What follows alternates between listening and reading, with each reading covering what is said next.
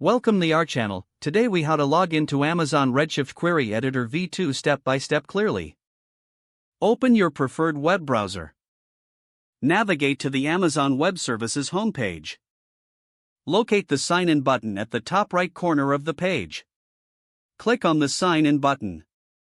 Select Root User or IM User, depending on your account type. If you are a root user, enter your email address associated with your Amazon account.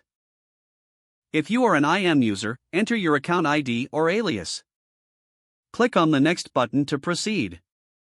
Now, enter your password in the designated field. Click on the Sign In button to access your AWS Management Console. Once logged in, locate the search bar at the top of the console. Type Redshift and select Redshift from the drop-down menu. On the Amazon Redshift dashboard, click on Query Editor. If prompted, confirm that you want to access the query editor. You may now need to select your Amazon Redshift cluster. Click on the cluster name you want to connect to. Choose the database you wish to work with from the drop-down menu. Enter your database username and password if required. Click the Connect button to access the query editor. You are now ready to begin writing and executing queries in Amazon Redshift Query Editor v2. Explore the interface to familiarize yourself with its features.